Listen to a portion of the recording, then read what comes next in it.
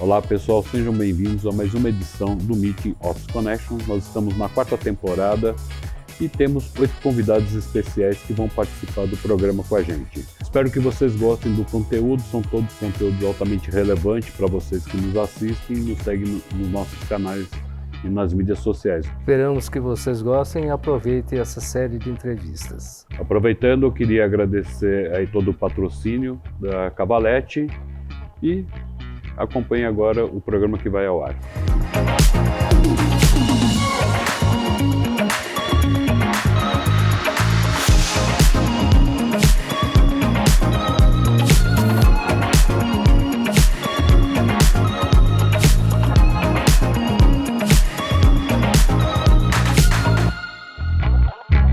Você está no Meeting Office Connection. Seja muito bem-vindo. Hoje nós estamos aqui com o arquiteto Stefan. Seja muito bem-vindo. Obrigado. Seja bem-vindo, Obrigado, Stefan. Obrigado por colaborar com a gente. Prazer estar aqui. Muito bom. A primeira coisa que a gente quer saber é quem é o Stefan? Quem é você? Mostra pra gente esse outro lado, arquiteto. Vamos lá, então. Eu já venho de uma família de arquitetos, a minha mãe é arquiteta. Ela que começou a ST Arquitetura mais de 40 anos atrás e sempre trabalhando com arquitetura corporativa desde o começo. Então, lógico que tem influência dela ter feito a faculdade de arquitetura. E quando eu entrei na faculdade, eu não trabalhei com ela, eu trabalhei um pouquinho no começo, depois saí, fui trabalhar com outros arquitetos e quando eu me formei eu voltei. E aí a gente começou a tocar o escritório do formato que ele tem hoje. E como é esse formato? Então, eu falei o formato que ele tem hoje, mas ele é diferente. Quando a gente começou o escritório, a Ione, a minha mãe, ela tinha, naquela época a gente ainda fazia residencial e corporativo, ela tinha uma questão da gente fazer o projeto, fazer o orçamento com os diversos fornecedores e tocar a obra. Então, um arquiteto que fazia o projeto, acompanhava o orçamento e ia para a obra também. Gerenciava tocava a obra tudo. Durante muito tempo. Era um turnkey. Era um arquiteto turnkey, mas a gente não cobrava que nem construtora. Durante muito tempo a gente tocou dessa forma, até nos bons 2014, a gente tocou dessa forma. E talvez por isso que a gente não seja tão conhecido, porque a gente tocava de uma forma muito pessoal, então era ou eu ou ela envolvida com o cliente. E a gente pegou um cliente muito grande, em 99, o presidente mundial do Grupo Bung nos chamou, porque eles estavam comprando algumas empresas, e a gente acompanhou toda a transformação do Grupo Bung, compra de empresa de alimentos, compra empresa de fertilizantes. Nossa. Eles eram donos da Seara. Então a gente fez durante quase 17 anos... Todas as obras? Todas. Tudo que era corporativo, de sede corporativa, de unidades, construção. Fabris a gente entrou pouco, mas entrou, a gente participava do plano diretor, eles têm uma fábrica aqui no Jaguaré, a gente participava do plano diretor do Jaguaré, a gente participava de decisões quando comprava uma nova empresa, vai visitar o escritório para ver quantas pessoas vêm para cá.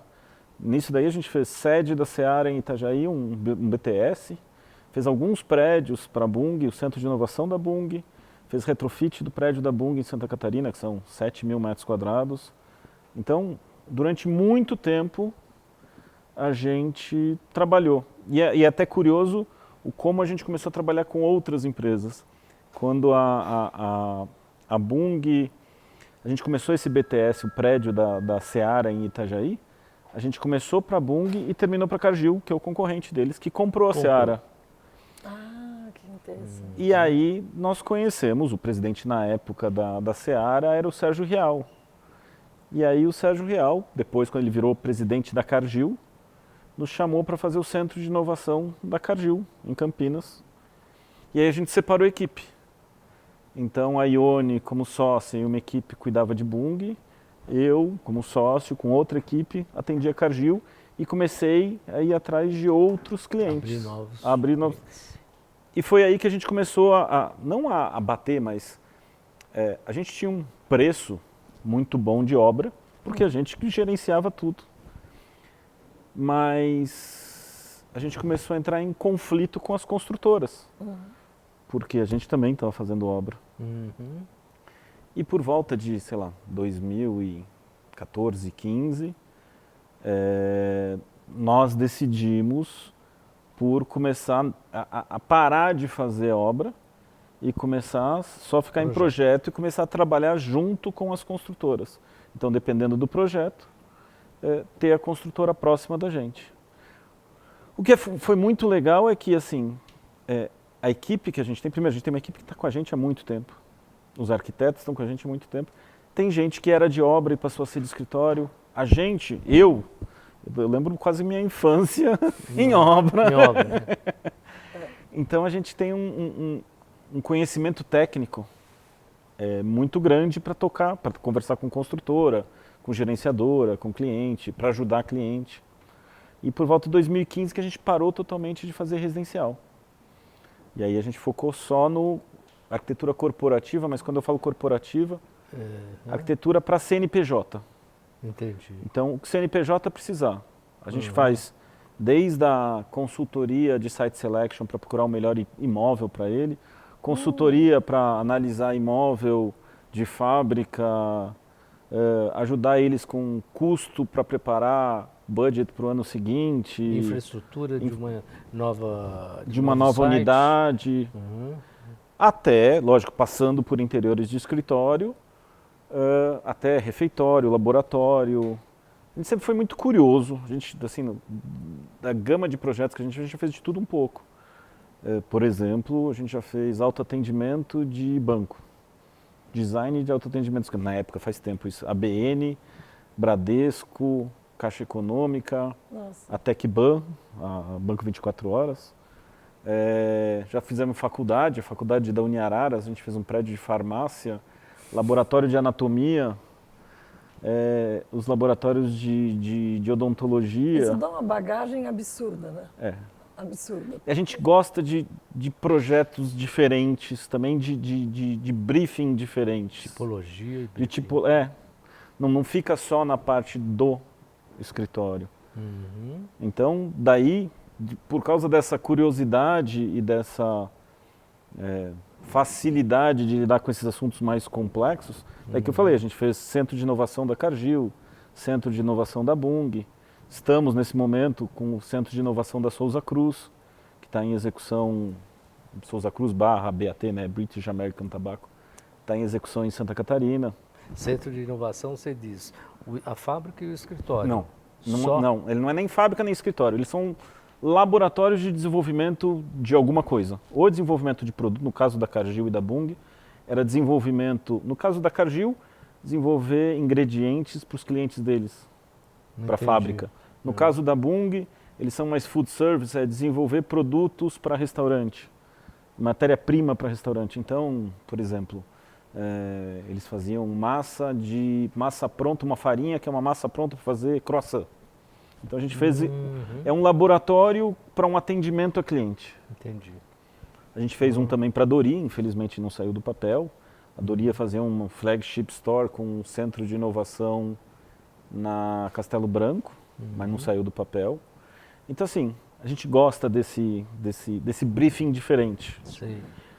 Agora, quando vocês começaram, você falou que sua mãe era arquiteta, há 40 anos atrás já se fazia escritório? Já. Corporativo nessa época? Já. Então ela foi uma das primeiras. Foi. Ela e o Edu. Ela e o Edu.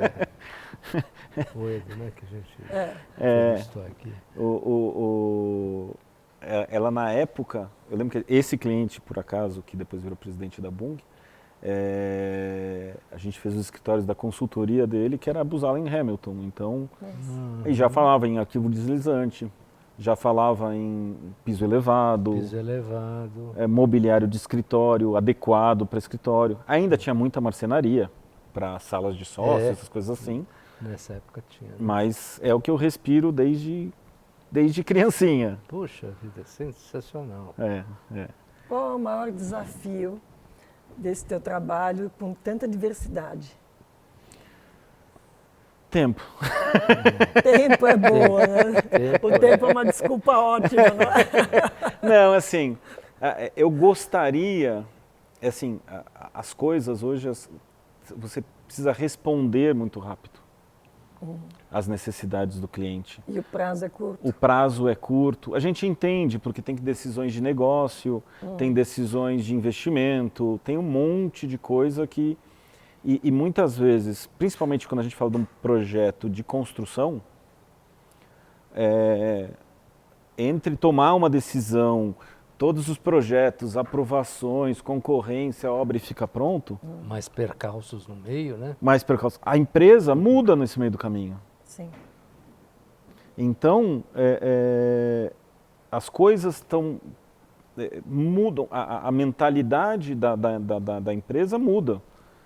Às vezes tem uma decisão aqui que faz sentido naquela época, ou mudou diretoria, ou X, mudou o mercado, ou o dólar subiu, ou o dólar saiu, ou veio pandemia.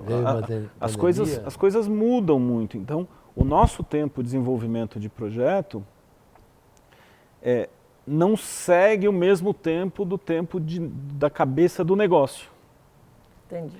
Mas, ao mesmo tempo, falando em tempo, é o que a gente gosta no corporativo. Até foi uma das razões que a gente deixou de fazer residencial. A gente ainda faz, de vez em quando, muito pouco, um residencial ou outro para um cliente corporativo. Sob demanda, né? Mas é muito raro, mas a gente ainda faz.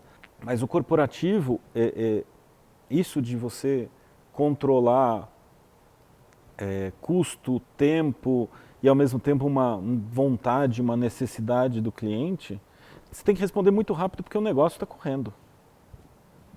O negócio está correndo.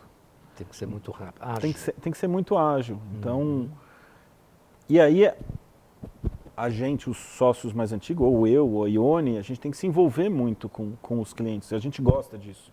Eu não tenho um escritório muito grande, a gente tem um escritório de umas 12 pessoas. A gente não gosta, eu estou sempre envolvido nos projetos, ela está sempre envolvida nos projetos.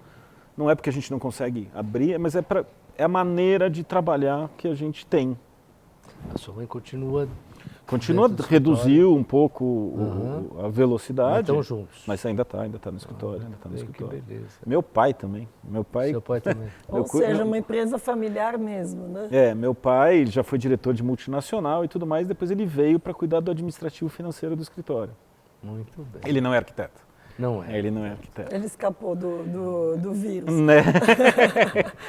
Mais ou menos, né? Tá com vírus desde que casou com a minha mãe. Claro, né? Não tem jeito, né? E atualmente você está fazendo alguma obra interessante aí que você possa falar? Bom, a gente está fazendo, nesse momento, o Centro de Inovação da BAT em Santa Catarina. Você está fazendo nesse momento? Então, estive lá em Santa Catarina semana passada, porque a gente...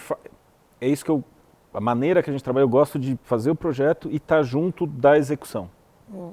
Mesmo que a gente não esteja mais gerenciando, mas assim, com a experiência que a gente tem, para cobrar coisas e saber coisas de elétrica, hidráulica, ar-condicionado, a gente entende bastante disso, então está junto. É um projeto de mais ou menos uns 7 mil metros quadrados. Grande. Ele começou com uma concorrência, daquelas que a gente participa pra caramba, concorrência deram 2 semanas para fazer o conceitual e uma ideia de custo de um prédio de desenvolvimento de sementes. Uau. 7 mil metros. 7 mil metros quadrados. Aí foi até curioso, porque eu disse que eu não ia participar. Aí eu estava com 2 arquitetos, aí eu vi a implantação e disse, Veio, tô com uma ideia. Um momento eureka. Nossa! Ele é um prédio, ele é um semicírculo, que tinha um platô já certinho, semicírculo. Eu disse, nossa. É isso. E a vista, eu via que o terreno tinha um caimento para cá, e disse, nossa, ele deve ter uma vista espetacular. E tem mesmo? Tem, tem. Ele tem uma árvore bonita aqui, e aqui é toda a fazenda onde eles fazem experimentação com tabaco. Então é lindo, ele abre para cá e ele cai e você tem a vista de toda a experimentação. Então o prédio ele tem uma circulação única para o prédio inteiro, com janela do lado, que você tem toda essa vista para a fazenda experimental. Nossa, que presente. Então, a visitação, você chega para um eixo principal na recepção e toda a visitação você consegue fazer sem atrapalhar nem os escritórios, e nem verem qualquer segredo que tenha, que estão sendo desenvolvidos ali, mas você consegue vir com o visitante e visitar e ver tudo o que está acontecendo ali dentro. A obra está andando, deve ir até ainda fevereiro, março do ano que vem. E a gente participou, esse projeto foi em 2021 que a gente ganhou. Só que precisou fazer uma reengenharia, a gente fez um apoio com a BAT para chegar numa reengenharia e levou quase 9 meses, 10 meses de reengenharia só do projeto para chegar num custo que... Adaptar a gente teve que mudar algumas coisas. Bom que a gente não manteve o conceito principal do projeto, mas manteve, a gente conseguiu chegar no custo... 7 mil metros, você falou. 7 mil metros, né? 7 mil metros quadrados. Sensacional. Como é que você enxerga as tendências da arquitetura no mundo corporativo hoje? Nos interiores de escritórios? Nos interiores, porque mudou muito. Mudou né? muito, mudou muito. Na pandemia, assim, a gente via, pré-pandemia, a gente ainda tinha os escritórios que eram estação de trabalho, recepção, salas de reunião. Já tinham os escritórios com áreas de colaboração, mas eram muito tímidos. Exato. Eram poucas, principalmente as empresas de tecnologia, Exato. eram muito tímidos como é que faziam isso. Ou então, algum cliente resolvia fazer uma área colaborativa só porque dizer que tem uma área colaborativa. Foi muito interessante como rapidamente isso mudou na pandemia, com o trabalho híbrido, com todo mundo trabalhando de casa. E como, diferente do pré-pandemia, não tem mais um padrão. A gente tem que entender, empresa a empresa, como fazer. A gente tem que ir lá e fazer a leitura da empresa, pegar o briefing muito bem entendido, porque não tem mais regra. E não adianta só você pegar, não, o nosso trabalho híbrido é 2x3, ou o nosso é um dia... Né? É personalizado. Personalizar o projeto para cada caso. E é muito interessante como a gente teve um projeto de uma indústria farmacêutica que a gente fez na pandemia. Eles tinham feito um escritório em 2019, entrou a pandemia, mudou o presidente, por exemplo, e daqui a pouco eles viram que não fazia sentido. Eles tinham todos os gerentes e todos os diretores tinham sala fechada. Nossa. Tinha uma estação de trabalho para cada funcionário, cada colaborador. Modelo tradicional. Tradicionalzão. Antigo. E a gente entrou nesse escritório, que é o que está acontecendo muito. A gente entrou nesse escritório para adaptar ao novo trabalho. Para derrubar a parede. Não derrubamos. O que a gente fez foi criar nessas salas dos gerentes, diretores, salas para diferentes tipos de uso. Para o trabalho concentrado, ou seja, porque a gente manteve as estações de trabalho, só que numa relação menor, então eles devem estar com mais de 300 colaboradores, eles têm menos de 200 estações de trabalho. Só que eu tenho posições de trabalho que não é estação de trabalho, tenho bem mais de 300. Seja em sala de reunião, trabalho concentrado, phone booth, Outback, na própria Copa é um work café. Então, mas isso funcionou muito bem para eles, só que é muito curioso, funcionou, as pessoas começaram a ir para o escritório, mas aí surgiu a necessidade de ter um auditório melhor. Isso está surgindo muito. Auditório, todo mundo está falando. Auditório dentro do escritório. Por quê? Eles precisam criar eventos para que as pessoas vão para o escritório, principalmente para segunda e sexta-feira. As pessoas não vão no escritório mais segunda e sexta-feira. Não, a gente percebe no trânsito. Não, as pessoas não vão no escritório. Então, criar eventos para que os próprios colaboradores venham, no caso deles, que farmacêuticos, médicos também vão lá para eventos. Então, a gente tem criado auditório, a gente tem criado sala para gravarem webinar, não para gravarem webinar. Podcast. Isso cada vez mais tem sido feito. Então, só que é de empresa para empresa. A gente tem que ter uma leitura muito clara. Para dimensionar para dimensionar, né? Isso. Cada vez menos a gente tem feito o escritório tradicional. Estação de trabalho, sala de reunião, e recepção. É muito curioso. Assim, tem algumas áreas que ainda, alguns tipos de empresa que ainda permanecem. Por exemplo, escritório de escritório de advocacia ainda tem aquele formato tradicional. Sim. Ainda tem as salas dos sócios. Eu acho que é um dos poucos que ainda está, apesar de que nós fizemos mais conservador, mais conservador. Nós fizemos na Paulista, que não tem mais sala fechada, é só sala de reunião, phone booth, os sócios sentam no meio dos advogados, mas ainda não tem regra, né? O que aconteceu é que a gente não tem mais regra. A gente não tem nem mais a referência do metro quadrado por pessoa. Porque antigamente a gente tinha uma referência. Sim. Mais antigamente 10 metros quadrados por pessoa, depois uns 7 metros quadrados por pessoa, chegou até a época de 5, dependendo da empresa, 5 metros quadrados por pessoa. Eu não tenho mais essa referência.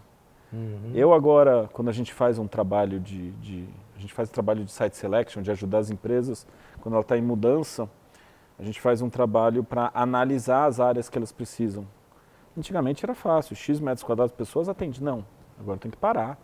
Olha, e conversar. Conversar e entender dinâmica de cada escritório, quanto que a gente vai deixar de área de colaborativa, salas de reunião, phone booth, somar tudo isso para chegar numa área, isso daqui dentro desse programa faz sentido. Não tem mais aquilo, até porque as pessoas não vão todo dia, então não é mais metro quadrado por estação de trabalho, né? Não. Muda Muda tudo. Mas é muito interessante o que a gente está passando. Tem que aprender todo dia coisa nova. É muito interessante. Eu gosto muito, assim, você tem que realmente escutar, ir a fundo e cada vez mais ter aquilo que identifique o escritório com a empresa, com o cliente. Sim. Identidade. Não é mais um escritório genérico que tem aquela empresa trabalhando lá dentro, que tem estação de trabalho. Não, cada vez mais a gente precisa de uma coisa, porque como eles estão em trabalho híbrido... Para cada um é um jeito. E como é trabalho híbrido, as pessoas vão menos, como é que você faz com que pessoas novas que estão sendo contratadas absorvam a cultura da empresa? Como é que deixa claro os valores da empresa? Né? Não adianta só escrever na lousa. Não. Escrever, colocar pôster. Aí faz o teu papel. Não tenha dúvida. Aí vem o meu trabalho aí dentro. Assim mesmo. Mas, não vou falar difícil, acho que... Desafiador. São essas gerações novas que estão vindo também. Pois é.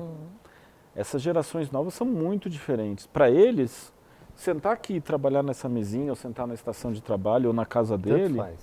Não faz diferença. Não faz diferença. Mas ele precisa ter uma sensação de comunidade.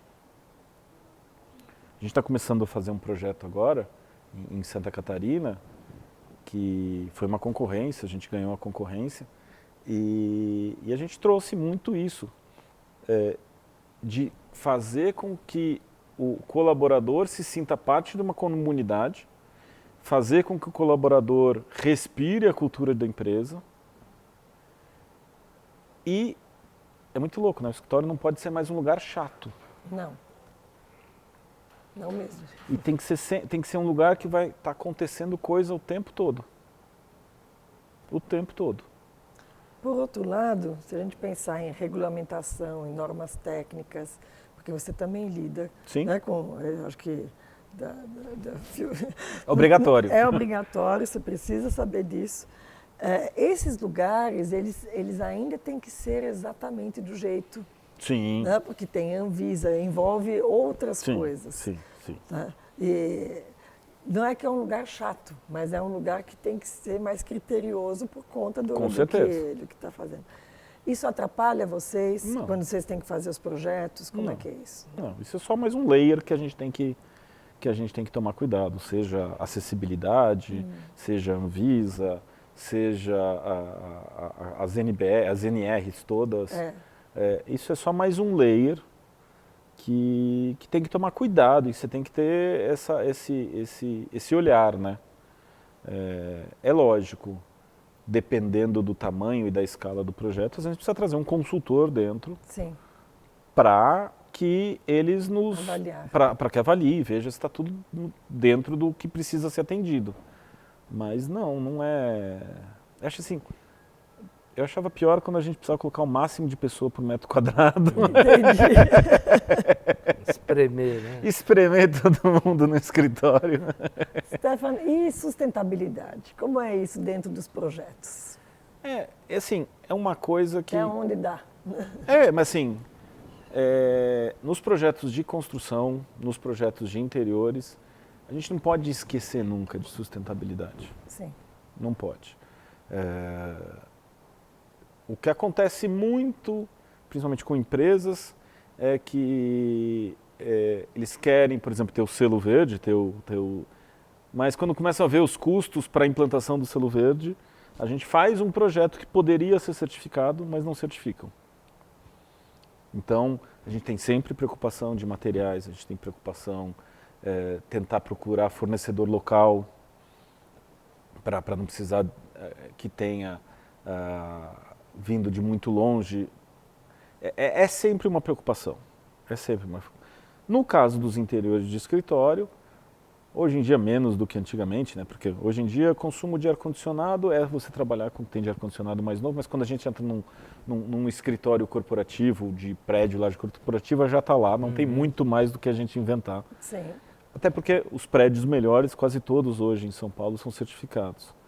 Então, o que a gente tem que fazer é se preocupar realmente quando o cliente entende, com materiais, com acabamentos, como que a gente traz isso para dentro do escritório de uma forma bacana, não é o nome, a palavra certa, mas como a gente traz... É que assim, não tem como hoje fazer um projeto sem sustentabilidade. Ele já nasce sustentável. O que a gente tem que trazer também muito para dentro do escritório é trazer a biofilia para dentro do escritório, para que as pessoas se sintam bem dentro do escritório.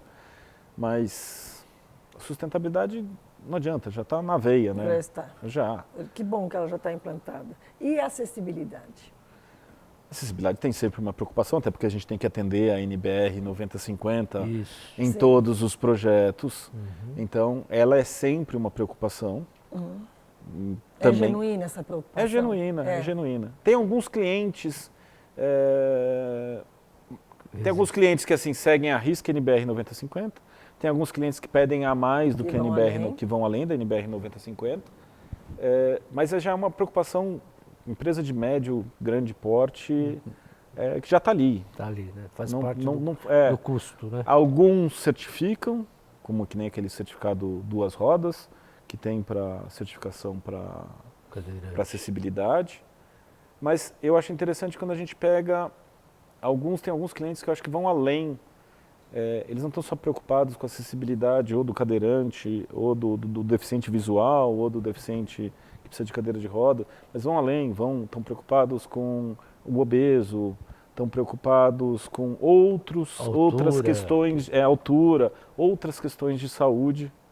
Então, a gente procura sempre colocar junto do projeto. Lógico, tem escritórios que enxergam isso como positivo, tem outros que enxergam isso como custo, o que vai além do que é norma, né? Sim. Mas a gente procura. Da época que você saiu da faculdade até hoje, né? Nesse percurso todo, o que mais te encantou? Ou o que mais te encanta? É até curioso. Quando eu estava na faculdade, e a Ione, a minha mãe, trabalhava com layout de interno de escritório, eu entendia que aquilo não era arquitetura. Porque quando a gente está na faculdade, a arquitetura é fazer prédio, fazer casa, fazer cidade, urbanismo, fazer cidade. Mudar a praça. Mudar a praça. Eu trabalhei, enquanto eu estava na faculdade, eu trabalhei com o Dalpian. E no período com o Dalpian, a gente deve ter feito, sei lá, 10 concursos de arquitetura no Brasil e fora. Então, desse tempo para cá, caiu essa minha visão míope que eu tinha de que a arquitetura é só prédio. Na verdade, o que eu acho mais legal do que a gente faz é que cada programa é um programa diferente, cada projeto é um projeto diferente. Então, como é que a gente pega às vezes um projeto que parece bobo, de programa. Simples, né? Simples. O que a gente pode fazer o a mais para aquele projeto ser algo a mais também? Ou mesmo quando você pega o cliente que diz que está com budget curto, como é que você faz para aquilo virar um projeto com uma qualidade? Mas assim, o que mais me encanta é aquilo que eu já falei antes, é ter programas e briefings diferentes em projetos. Então, quando a gente pega alguma coisa que sai do comum, mas também, ao mesmo tempo, quando a gente pega uma coisa comum, o que a gente faz com um briefing comum para ele ter algo demais? De extraordinário, né? Pega o ordinário e transforma em extraordinário. Exato. Agora, quanto ao escritório, esse ano foi bom para vocês em termos de trabalho, de Esse ano está sendo um bom ano. A gente começou o ano muito na área de agronegócios e indústrias voltada a isso? Não, é assim, como a gente atende desde interiores de escritório até indústria, a gente teve algumas coisas de indústria que surgiram. Esse sobe e desce do layout do escritório, a gente, entre aspas, não sente tanto, porque a gente tem a construção também. Tá? Mas foi um ano curioso, porque ele começou acelerado, janeiro e fevereiro ele começou acelerado, daqui a pouco, março e abril, acho que foi um recorde de quantidade de proposta que nós enviamos em março e abril, só que com pouco fechamento. E aí, o segundo trimestre e metade do terceiro trimestre foi muito fraco de novos projetos e definições. Às vezes, algumas definições se arrastando muito tempo. Mas, de novo, como a gente já tinha projetos em andamento, a gente está com esse projeto da BAT em Santa Catarina, a gente está com um projeto no Mato Grosso, um prédio de escritório para uma empresa do agronegócio, que é o prédio e os interiores. Então, tem sido um ano muito bom e com uma tendência de terminar acelerando. Acelerado. Ótimo. Em todas as áreas. A gente tem participando de concorrência de industrial, concorrências de escritório. Está tendo esse movimento na área de arquitetura. Está tendo. Você falou muito de Santa Catarina, porque você tem lá um braço? Não sei. Eu ia perguntar a mesma coisa. Não sei, não sei se é porque a gente tem descendência alemã, não sei, mas assim, a Bung por acaso é de Santa Catarina, a Seara é de Santa Catarina, a BAT por acaso é Santa Catarina. E a gente fechou agora um outro projeto que também é Santa Catarina, mas não tem nada a ver. Falei que é muito projeto. A propaganda de vocês é o boca a boca? Boca a boca. Mas a gente faz muito projetos em parceria com as construtoras. Tá. Então a gente tem algumas construtoras, já trabalhei com quase, no mercado corporativo, a gente já trabalhou com quase todas ali fazendo projetos. As gerenciadoras, a gente tem um contato muito próximo com as gerenciadoras, mas é boca a boca. São as parcerias, né? Ninguém faz nada sozinho. Não. Né? Você chama a construtora para participar de uma concorrência junto? Ou ao contrário. Ou ele Porque, diferente da construtora, eu não tenho um monte de comercial na rua, as construtoras têm 2, 3 comerciais na rua. A gente não tem tudo isso de comercial na rua. Então, eles têm acesso, às vezes, a projetos e concorrências que nós não temos. Então, chamam a gente, às vezes a gente faz um estudo rápido, sem cobrar nada, junto com eles para pegar o cliente. É desta forma que funciona. Ou a gente entra nas concorrências, gerenciadoras nos chamam também. Gerenciadoras também chamam para edifícios comerciais, corporativos. Mas, assim, mesmo assim, metade do que a gente fecha no ano, do que a gente manda proposta, ou é contato de um cliente que indicou, ou é um cliente que está pedindo com um novo projeto. Metade. Por indicação. Por indicação de um projeto que nós tenhamos feito. Isso se mantém já faz um tempinho. Metade. A outra metade é gerenciadoras, construtoras, e a gente entra com parceria com as construtoras. Acaba sendo, né? Sim. Não tem outra maneira. Né? Sim, se trabalhou direito, vamos juntos. Exato, né? Exato. E, Karen, a famosa pergunta para o Stefano, qual a famosa pergunta? O que ele acha da arquitetura, o que ele considera arquitetura, você como arquiteto construtor, como você define arquitetura? Nossa, essa é complexa. É para você. Eu acho assim, é mais ou menos aquilo que eu estava falando. Para mim, a arquitetura é você ter o conhecimento técnico e ter o repertório artístico e repertório de acabamentos e tudo isso, e o repertório legal também. A gente receber um briefing, seja simples ou mais complexo, e fazer o melhor uso deste teu repertório para ser um projeto que seja algo além do que o cliente esperava. Muito bem. Eu acho que a gente não faz, principalmente corporativo, a gente não faz projetos para sair na revista. A gente faz projeto para que o cliente, que pelo menos o nosso, a gente sempre foi assim. Eu não tenho um nome que vão atrás do meu nome porque querem um projeto com assinatura da ST Arquitetura, porque tem um projeto padrão ST Arquitetura. Porque você teve um case que interessou. Que interessou e a gente vai fazer o melhor para aquilo que o cliente estava precisando. Então,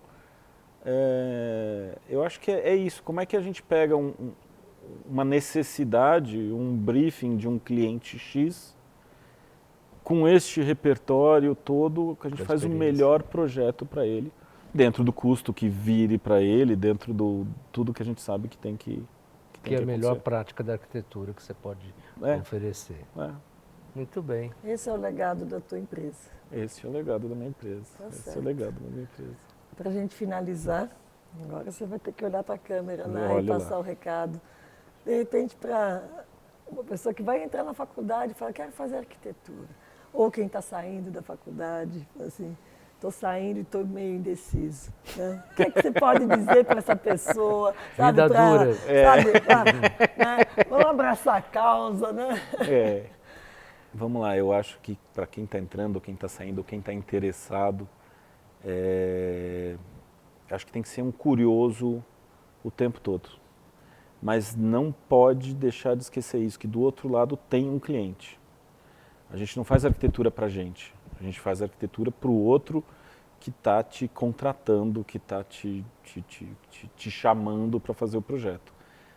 E a gente tem que ser insistente, não adianta, não é uma carreira simples, não sei nem se tem carreira simples hoje em dia, mas é algo que tem que ser insistente e tem que ser curioso e não tem que achar que o primeiro projeto que vai ser uma casinha de cachorro ou apartamento da tia, que é menos projeto por ser um projeto pequeno. Aquilo tem uma historinha até interessante. O nosso maior cliente, esse da Bung, veio de um closet que a Ione desenhou. Uau. A Bung, quando a gente fez a Bung, veio de um closet que fez, ficou feliz com o closet, pediu mais uma coisa, aí pediu para fazer o escritório dele, aí pediu para aumentar o escritório dele, aí ele virou cliente de verdade. Virou presidente da Bung e nos levou junto, porque acreditava naquele trabalho. Naquela confiança. Que lindo isso. Confiança. Maravilha. Então assim, não pode achar que tem projeto pequeno, não pode achar que tem projeto menor. É projeto. Tem projeto. Fazer o melhor possível. Nossa, muito obrigada. Stefan Steyer deu uma aula aqui pra gente. Muito obrigado. Obrigado ao Naga. Obrigado a vocês. Pela presença. Obrigado, Stefan. Obrigado. É um prazer estar aqui. Para vocês que nos assistiram, fiquem com a Office Connection, que sempre tem conteúdo. Muito obrigada.